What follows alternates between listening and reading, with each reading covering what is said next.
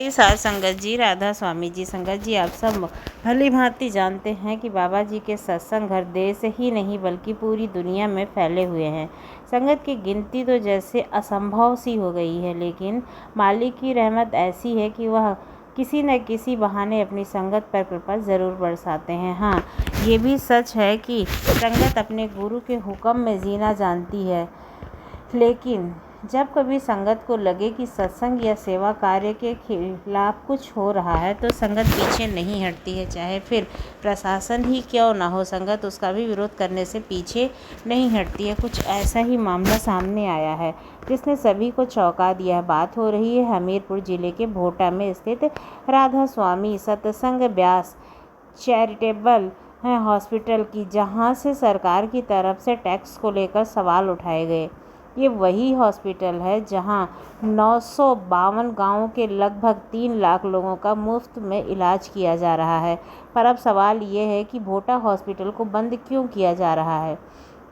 संगत जी, जब राधा स्वामी हॉस्पिटल के गेट पर प्रशासन की ओर से एक नोटिस लगाया गया जिसमें साफ तौर पर लिखा था कि अब यहाँ मेडिकल सुविधाएं बंद कर दी जाएंगी, तो लोगों में आक्रोश फैल गया। सैकड़ों की तादाद में महिलाएं सड़क पर उतर आईं और उन्होंने इसका विरोध प्रकट किया। वो महिलाएं कोई अमीर नहीं थीं, संगत जियों को वही थी जो सालों से इस हॉस्पिटल में मुफ्त इलाज करा रहे थे और सस्ती दवाइयाँ सेवाओं का लाभ ले रहे थे। संगत जी, इस मुद्दे को लेकर अब लोगों में हिमाचल प्रदेश के मुख्यमंत्री से गुजारिश की है कि इस विषय को गंभीरता से लिया जाए, क्योंकि ये सिर्फ एक हॉस्पिटल का मामला नहीं है, यह लाखों ज़रूरतमंद परिवारों की उम्मीद से जुड़ा हुआ विषय है। यह चैरिटेबल हॉस्पिटल कोई निजी लाभ के लिए नहीं बल्कि मालिक की सेवा के लिए चलाया जाता है। यहाँ सेवा हो या सत्संग चुप नहीं हो सकती है। भोटा हॉस्पिटल से जुड़े इस पूरे मामले में प्रदर्शन कर रहे कुछ लोगों ने ये आरोप भी लगाया है कि सरकार राधा स्वामी चैरिटेबल हॉस्पिटल से टैक्स की मांग कर रही है। अब सवाल ये उठता है कि जो हॉस्पिटल लोगों की सेवा कर रहा है, मुफ्त इलाज दे रहा है, वो सरकार को टैक्स किस बात का देगा। चलिए संगत जी, मैं आपको पॉइंट व पॉइंट समझाती हूँ कि राधा स्वामी सत्संग व्यास भोटा चैरिटेबल हॉस्पिटल के संचालन को लेकर के आखिर विवाद क्या हुआ है। सबसे पहले आप ये समझ लीजिए कि हिमाचल प्रदेश में राधा स्वामी सत्संग व्यास के लाखों अनुयायी हैं, जो पूरे प्रदेश में सैकड़ों सत्संग घर में हैं और एक अनुमान के मुताबिक डेरा व्यास के हिमाचल में 10 लाख से ज़्यादा श्रद्धालु हैं। और हम सभी जानते हैं कि संगत जी सत्संगी अपने गुरु पर जान छिड़कते हैं। उनका भरोसा ऐसा होता है कि बाबा जी के एक इशारे पर जान भी कुर्बान कर सकते हैं। यही वजह है कि जब भी डेरा प्रमुख हिमाचल आते हैं तो हर राजनीतिक पार्टी के नेता उनके दर्शन करने दौड़ पड़ते हैं, तस्वीरें खिंचवाते हैं, सोशल मीडिया पर पोस्ट करते हैं। यहाँ तक कि हमारे प्रधानमंत्री जी श्री नरेंद्र मोदी जी भी कई बार डेरा पहुंचकर डेरा प्रमुख गुरविंदर सिंह से मिल चुके हैं। उन्होंने जो खुद डेरा व्यास का दौरा भी किया था। लेकिन दुख की बात यह है कि संगत जी, फिर भी कुछ लोग ऐसे हैं जो बाबा जी के खिलाफ गलत बातें बोलते ही रहते हैं, अफवाहें उड़ती ही हैं, पर बाबा जी जियों पर सब कुछ जानकर भी सबको माफ़ कर देते हैं, क्योंकि वो मालिक की तरह है, जानी जान है, उन्हें सब कुछ पहले से ही पता होता है। बाबा जी जानते थे कि हिमाचल के इस इलाके में एक अस्पताल की कितनी आवश्यकता है। वहाँ ऐसे कितने सत्संगी हैं जिनके पास 2 वक्त की खाने की रोटी का भी इंतज़ाम बड़ी ही मुश्किल से होता है, तो वे अपना इलाज कैसे करवाएंगे। और बाबा जी ने उनका भरोसा नहीं तोड़ा। संगत जी, उन्होंने चुपचाप बिना किसी शोर शराबे के सेवा ऐसा सस्ता खोल दिया जहां मजहब, जाति और सत्संगी होने का कोई भी भेदभाव नहीं है।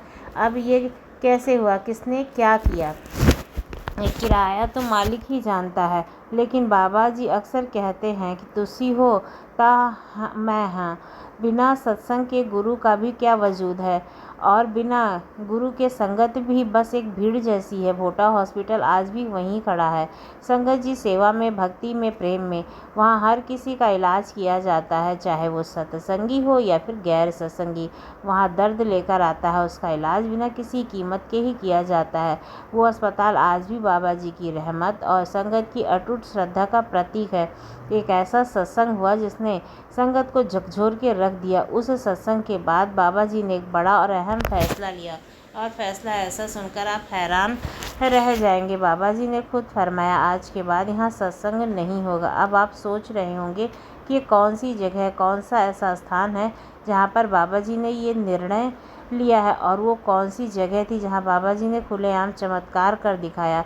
संगत जी, इस वीडियो में मैं उसी जगह के बारे में बात कर रही हूँ। उस पंडाल में ये बात बाकायदा अनाउंस की गई है। जिन जिन लोगों ने ये बात सुनी है, उन्हें उस दिन की खबर मिली, वो वहीं स्तब्ध रह गए। ये एक बहुत ही गहरी बात है, ध्यान से सुनने वाली। और एक मेरी आप से हाथ जोड़कर विनती है कि जो भी सत्संगी है उन तक आप ये वीडियो ज़्यादा से ज़्यादा शेयर कीजिए, जैसे उन तक भी ये सारी बातें पहुंच सके। अब मैं बात कर रही हूँ उस सेंटर के बारे में जहाँ ये सब कुछ हुआ।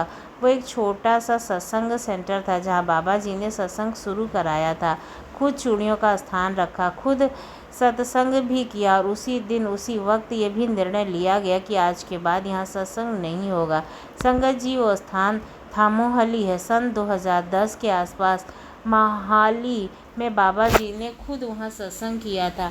मोहाली के सत्संग स्थल का बहुत विशाल बना हुआ है, इतना बड़ा कि वहाँ लाखों की संख्या में संगत एक साथ बैठ सकती है। जब बाबा जी ने वहाँ सत्संग किया था तब इनकी गाड़ियाँ नहीं होती थी और ना ही इतना ज़्यादा रश हुआ करता था। अप्रैल के महीने में ये सत्संग हुआ, शायद 8, 10 या 13 अप्रैल की बात होगी। पर उस दिन संगत इतनी ज़्यादा आ गई कि व्यवस्था संभालना बहुत मुश्किल हो गया। आपको बताऊँ, मोहाली का ये सेंटर चंडीगढ़ के बहुत नज़दीक और मोहाली एयरपोर्ट के भी पास में पड़ता है। उस दिन जब बाबा जी ने सत्संग रखा तो ऐसा लगा जैसे पूरी संगत उमड़ पड़ी हो। अब बात करें रास्ते की, जब हम जीरकपुर या फिर अम्बाला की तरफ जाते हैं तो चंडीगढ़ को साइड में से बाईपास करते हुए निकलते हैं, लेकिन उस रूट में कई लाल बत्तियां आती हैं, ट्रैफिक भारी होता है और पूरा रास्ता धीमा हो जाता है। उस दिन भी कुछ ऐसा ही हुआ, संगत से नहीं पहुंच पाई, अव्यवस्था बाधित हुई और उसी दिन बाबा जी ने फैसला लिया, अब यहाँ सत्संग नहीं होगा। वो सत्संग जिस दिन हुआ उसी दिन बाबा जी ने मोहाली के जिस सेंटर में सत्संग किया था वो जगह मोहाली एयरपोर्ट के बिल्कुल पास थी। और बाबा जी तो जानते हैं कि यहाँ सत्संग होता है, वहाँ ट्रैफिक का भारी दबाव बन जाता है। अब क्योंकि वो जगह एयरपोर्ट के करीब थी और उस एयरपोर्ट पर आम दिनों में भी काफ़ी ज़्यादा लोग आते थे, फ़्लाइट्स आती थी, और उस दिन तो हालत और भी ज़्यादा बिगड़ गई थी। इतना ज़बरदस्त रास्ता, कई सत्संगियों की फ़्लाइट भी छूट गई, कोई 10 मिनट लेट हुआ, कोई 15 मिनट। इसी वजह से उस समय वहाँ व्यवस्था पर काफ़ी दबाव पड़ गया था। उस दिन पंजाब, हिमाचल और हरियाणा में इतनी भारी संख्या में संगत पहुंची थी कि वहाँ की पार्किंग में भी दिक्कत आई थी, और इसी को मद्देनज़र रखते हुए बाबा जी ने वहाँ फिर से सत्संग ना करने का निर्णय लिया। इसी के साथ एक अद्भुत घटना के बारे में मैं चर्चा करूँगी, जिससे बाबा जी के प्रति आपका विश्वास और भी पक्का हो जाएगा। तो चलिए सुनते हैं। यह एक अनोखी लीला है जिसमें बाबा जी ने ऐसा चमत्कार दिखाया कि सभी लोग हैरान रह गए। पंजाब के मोहाली के एक छोटे से शहर में एक परिवार था जिसमें केवल एक बुजुर्ग बीवी सत्संगी थी। वह हमेशा से डेरे से जुड़ी रही ताकि उसके पति और बेटा बहू भगवान श्री कृष्ण के भक्त थे और अक्सर मंदिर जाकर उसकी भक्ति करते थे। बुजुर्ग बीवी को इस बात की खुशी थी कि उसका परिवार बाबा जी से भले ही ना जुड़ा हो, लेकिन किसी न किसी रूप में परमात्मा से जुड़े हैं। सभी के भक्ति के तरीके अलग अलग होते हैं, आखिरकार सभी भक्ति तो मालिक की ही करते हैं। इस बीवी का एक छोटा पोता था जो कभी अपनी दादी के साथ सत्संग घर जाता तो कभी दादा के साथ मंदिर जाया करता था। उस समय बाबा केवल 2 साल का था, लेकिन समय बीतता गया, बच्चा बड़ा होने लगा। जब वह 5 साल का हुआ तो एक बार अपनी दादी के साथ सत्संग घर गया। वहाँ उसने देखा कि बहुत से लोग सेवा में लगे हैं, कोई पौधों को पानी दे रहा है तो कोई सफाई कर रहा है। बच्चे ने भी वहाँ से पानी की पाइप उठाई और पौधे को पानी देना शुरू कर दिया, लेकिन उसकी उम्र के कारण उसे पूरी समझ नहीं थी बच्चा कितना पानी देना है, इस बात का उसे कोई अंदाज़ा ही नहीं था। बस अपने तरीके से पानी देने लगा। पास खड़े एक सेवादार ने बच्चे से पाइप ले ली। वह जिद करने लगा। जब उसकी दादी यह देखी तो उन्होंने बच्चे को गोद में उठा लिया। बच्चे ने दादी से भी जिद की कि उसे सेवा करनी है। इस जिद को पूरा करने के लिए दादी ने बच्चे को घास पर खेलने की सेवा दे दी। बच्चा बहुत छोटा था, इसलिए उसे लगा कि सत्संग घर में खेलना भी एक प्रकार की सेवा है, और वो वहाँ घास में खेलने लगा। दादी ने अपनी पूरी सेवा की और फिर पोते के साथ घर लौट आई। ऐसे ही समय बीतता गया और बच्चे का रुझान मंदिर की बजाय सत्संग घर की ओर बढ़ने लगा। साथ संगत जी, यहाँ एक महत्वपूर्ण बात समझना ज़रूरी है। अगर कोई इंसान सोचता है कि वह अपनी इच्छा से सत्संगी बन गया तो यह बिल्कुल गलत है। सतगुरु की मर्जी के बिना कोई भी सत्संगी नहीं बन सकता है। सतगुरु अपनी रूहों को खुद चुनते हैं, और शायद इस बच्चे को बाबा जी ने अपनी ओर लगाना था, इसलिए इसके बाद मम्मी पापा और दादा वह तीनों लोग घर में सत्संगी माहौल होने के बाद भी सत्संगी नहीं बन सके। बच्चा अब और बड़ा होता गया। 7 साल की उम्र में बच्चे को परमार्थ की बातें सुनना करना अच्छा लगने लगा। इतनी ही सी उम्र में बच्चे को दिलचस्पी रूहानियत की तरफ देखकर हर कोई दंग रह जाता था। बच्चा अब बाबा जी पर विश्वास करने लगा था। बच्चे के दादा बच्चे को कभी मंदिर भी ले जाया करते थे, और बच्चा अक्सर वहाँ पंडित को भगवान की मूरत पर भोग लगाते देखता था। पंडित प्रसाद को मूरत के आगे रखकर आगे से पर्दा बंद कर देता था और 2 मिनट के बाद पर्दा खोल देता और प्रसाद को भक्तों में वितरित कर देता था। बच्चा अक्सर यह चीज़ देखता और नोटिस करता कि बच्चे ने अपने दादा से पूछा कि पंडित जी क्या करते हैं। दादा ने समझाया, बेटा खाने को पहले कान्हा जी को खाने देते हैं, उसके बाद भक्तों में बांट दिया जाता है। बच्चों ने पूछा कि कान्हा जी पर्दे के पीछे क्यों आते हैं, सामने आकर खाना क्यों नहीं खाते हैं। अब इस सवाल पर दादाजी के पास कोई जवाब नहीं था। दादाजी ने कह दिया कि कान्हा जी दर्शन उन्हीं को देते हैं जो उनकी बहुत सारी भक्ति करते हैं, इसलिए वह सबके सामने ऐसे नहीं आते हैं। बच्चे के मन में यह बात बैठ गई, और घर जाने के बाद बच्चे ने सारी बात अपनी दादी को बताई। दादी ने कहा, बेटा परमात्मा के दर्शन तभी होते हैं जब बहुत ज़्यादा भक्ति हो।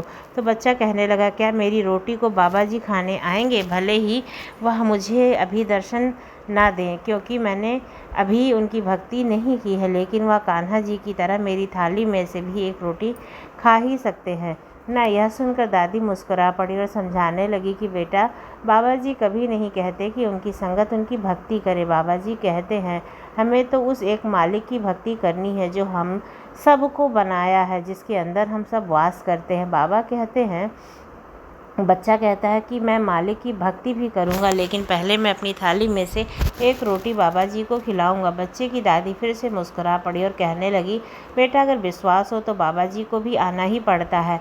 अब बच्चे को तो पहले से ही बाबा जी पर बहुत विश्वास हो चुका था, तो बच्चे ने जिद पकड़ ली कि मेरी थाली की पहली रोटी बाबा जी को ही खानी पड़ेगी, उसके बाद दूसरी रोटी मैं खाऊंगा। बच्चा अक्सर घर में दादी के साथ अकेले ही रह जाता था। बच्चे के मम्मी पापा और दादा सुबह अपने काम पर चले जाया करते थे। जब अकेली दादी के आगे बच्चे ने जिद पकड़ ली कि पहली रोटी बाबा जी को ही आकर खानी पड़ेगी, भले ही वह मुझे अभी दर्शन ना दे, लेकिन बाबा जी की रोटी खाने के बाद ही मैं दूसरी रोटी खाऊंगा। बच्चे की दादी ने उस दिन दोपहर को बच्चे के लिए रोटी परोसी, तो बच्चा खिचड़ी के साथ दीवार पर लगी बाबा जी की फ़ोटो के आगे थाली लेकर बैठ गया, और बच्चे ने आंखें बंद कर ली और बाबा जी से विनती करने लगा कि बाबा जी अगर आप मेरी थाली की पहली रोटी खाने नहीं आए तो मैं भूखा मर जाऊंगा, लेकिन रोटी नहीं खाऊंगा। आपको भी कान्हा जी के तरह आना ही पड़ेगा।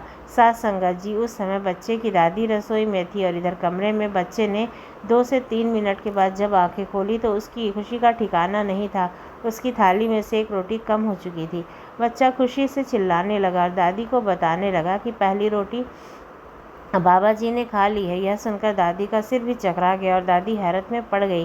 पहले दिन तो दादी ने ज़्यादा नहीं सोचा, लेकिन जब ऐसा हर रोज़ होने लगा, कमरे में बच्चा अपनी थाली को बाबा जी की फ़ोटो के आगे रखता और आंखें बंद कर लेता। उस समय बच्चा कमरे को अंदर से बंद कर लेता था, बिल्कुल वैसे जैसे वह मंदिर में देखकर आया था। पंडित जी पर्दे को बंद कर देते थे।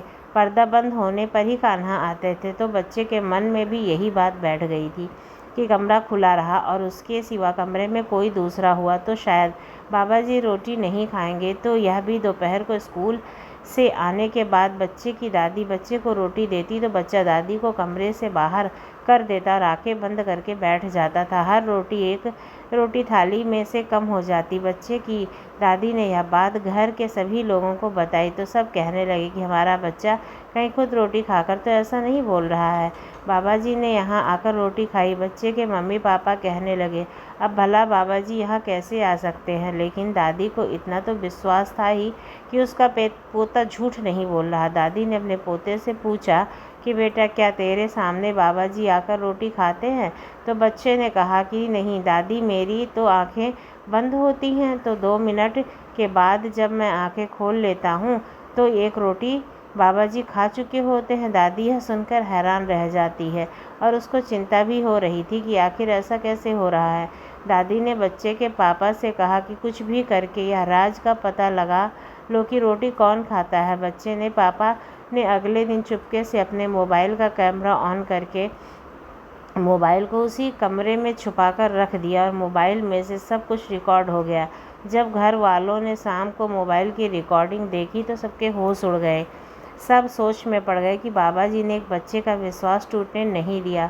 साथ संगत जी, बच्चा जैसी थाली को खिचड़ी के पास बाबा जी की फ़ोटो के आगे रखकर आंखें बंद करता है, उसी समय खिचड़ी के पास एक बंदर आता है और खिचड़ी में हाथ डालकर एक रोटी उठाकर वहाँ से चला जाता है। और जब बच्चा आँख खोलता है तो उसकी यही लगता है कि रोटी बाबा जी ने खाई।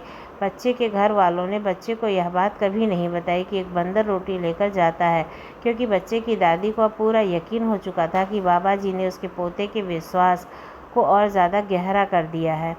अब बंदर ठीक उसी समय न जाने वहाँ कैसे पहुँच जाता है, जबकि उस पूरे इलाके में बहुत सालों से एक भी बंदर नहीं दिखा था। और रोटी लेने के बाद बंदर कहाँ गायब हो जाता है यह भी किसी को पता नहीं चल सका। लेकिन बच्चे को आज भी विश्वास है कि उसकी थाली की पहली रोटी बाबा जी ही खाते हैं। बाबा जी ने भी अपने उन नन्हे से बच्चे पर विश्वास कभी टूटने नहीं दिया। साथ संगत जी, अब आप ही बताओ, क्या हम सब भी इस बच्चे को जितना भी विश्वास करें बाबा जी पर करते हैं? हमारा विश्वास तो वक्त और हालात के साथ डोलने लगता है। साथ संगत जी, हमें भी बाबा जी पर ऐसे ही अटूट विश्वास करना चाहिए। अगर हम अटूट विश्वास करते रहे बाबा जी पर तो अवश्य ही बाबा जी हमारे साथ भी हर जगह खड़े रहेंगे और हमें सपोर्ट करते रहेंगे। अब मिलती हूँ अगली वीडियो में, तब तक के लिए राधा स्वामी।